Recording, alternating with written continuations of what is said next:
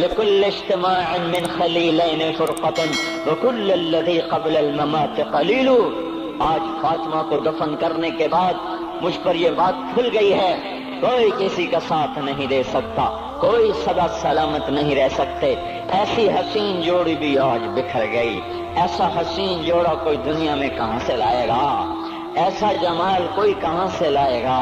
ایسی جوڑی کوئی کہاں سے لائے گا؟ علی و فاطمہ کی جوڑی کوئی دکھائے تو صحیح، کوئی نبیوں کے بعد کوئی ایسی جوڑی بنی ہو۔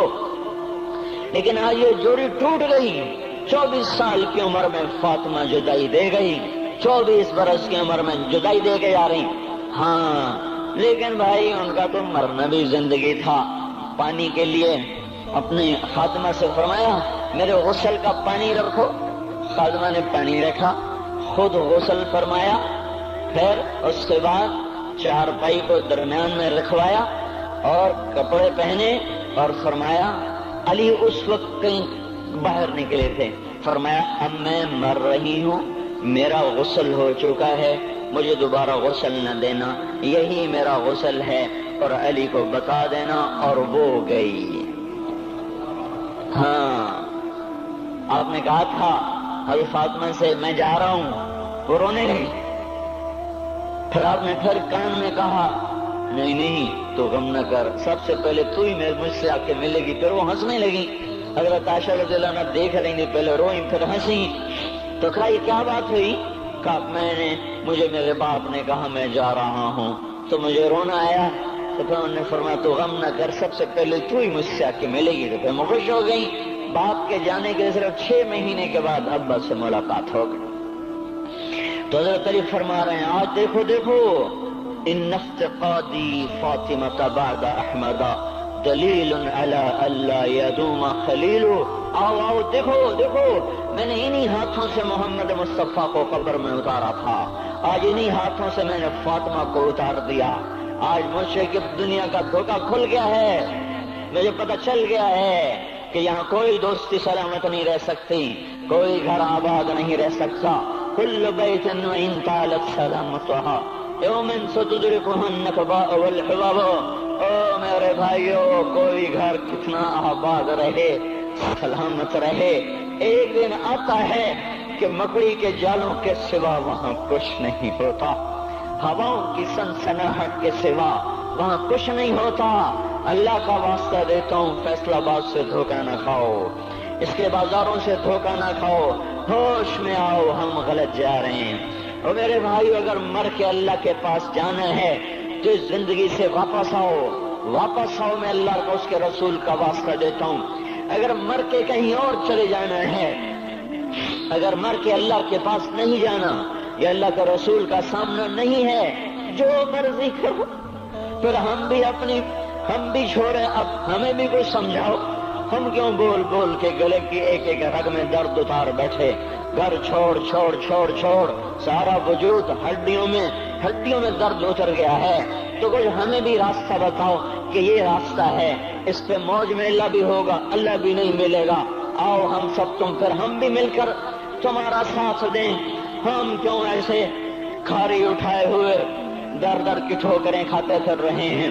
میرے بھائیو، اور اگر ایسا کوئی راستہ نہیں ہے، اور میں بتا رہا ہوں کوئی نہیں ہے، کوئی نہیں ہے، کوئی نہیں ہے، میرے پاس کوئی مضمون نہیں بیان کرنے کو۔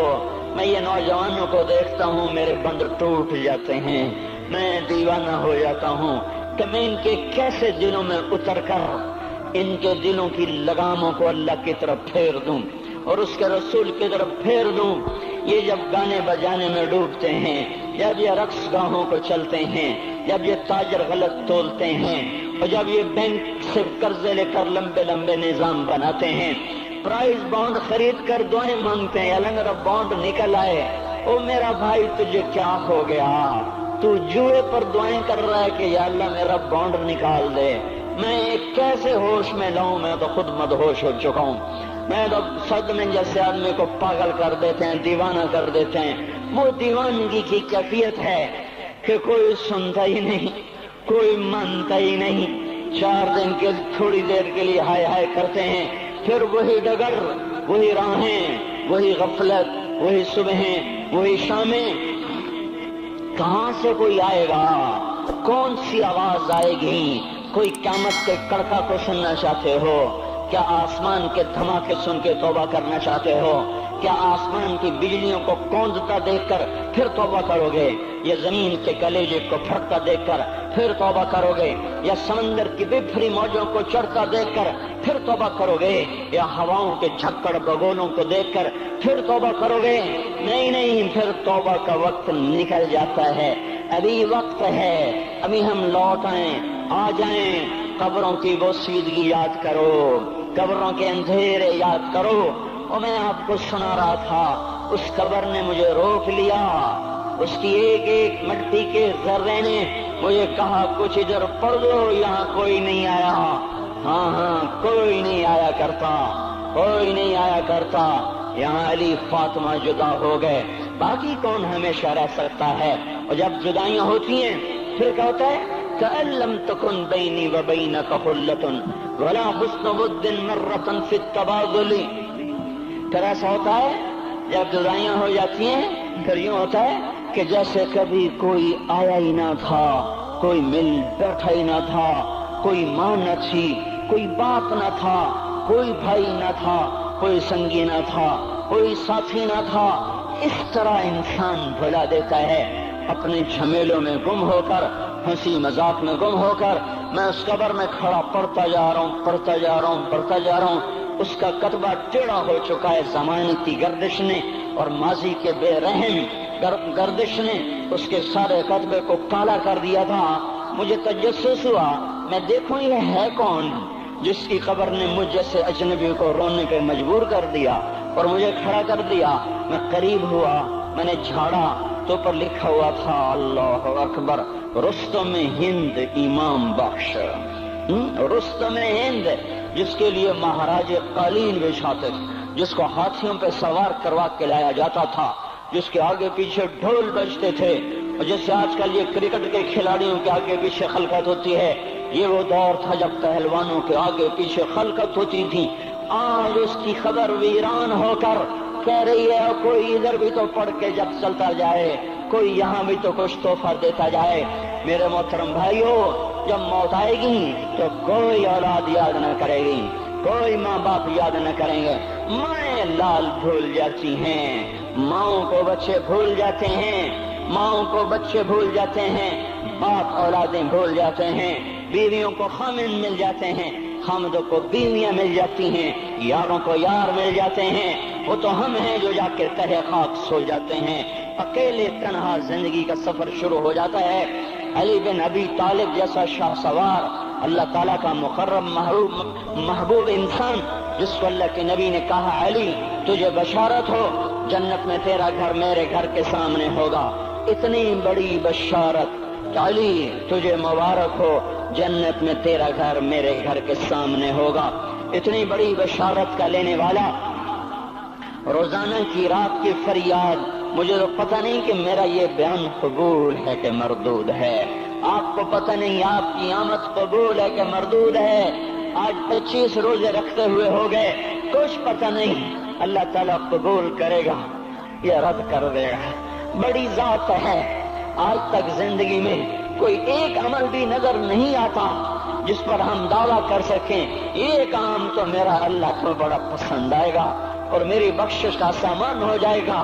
ہم فقیر لوگ ہیں میرے بھائیوں، ہماری معیشت اتنی خراب نہیں ہوئی جتنا ہمارا ایمان خراب ہو گیا ہے۔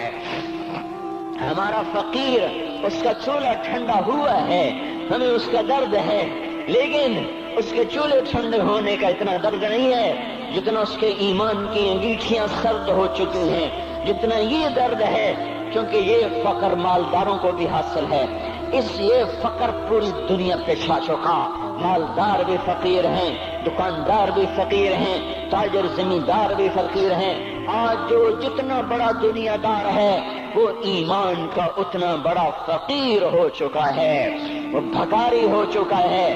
کچھ نہیں ہمارے پاس، کوئی دعویٰ نہیں زندگی بھر کے کسی ایک عمل پر، جن کو جنت کے پروانے مل گئے۔ علی کا گھر میرے گھر کے سامنے، فاطمہ میری بیٹی جنت کی عورتوں کی سردار، حسن حسین جوانوں کے سردار جن کو جنت کے پروانے ملے، حضرت علی رات کو اٹھ کے رو رہے ہیں، آہن آہ من قلت الذات وبعد السفر ووحشت الطریق، اے میرے مولا مجھے معاف کرنا، میرے پاس عمل کوئی نہیں ہے، اے مولا مجھے معاف کر دے، میرا عمل تھوڑا ہے۔ اور میں نے ابھی کیا کہا ہے، میں نے ابھی کیا بتایا آپ کو کہ علی کا گھر نبی کے گھر کے سامنے ہے، تو کچھ تو سوچو، کبھی تھوڑے عمل والا بھی دو جہان کے سردار کے گھر کے سامنے گھر بنا سکتا ہے؟ کبھی تھوڑے عمل والا اتنے مرتبے پہ جا سکتا ہے؟ وہ کیا کہہ رہے ہیں؟ یا اللہ میرا عمل تھوڑا ہے تو میرے پاس کیا ہے جس کا میں دعویٰ کروں؟ یا اللہ میرا عمل تھوڑا ہے، یا اللہ مجھے تنہا جانا ہے، یا اللہ راستہ بڑا خطرناک ہے، یا اللہ عمل کا توشہ تھوڑا ہے، اے میرے مولا مجھے معاف کر دے، مجھے معاف کر دے۔ یہ وہ ہیں جو معاف ہو چکے ہیں،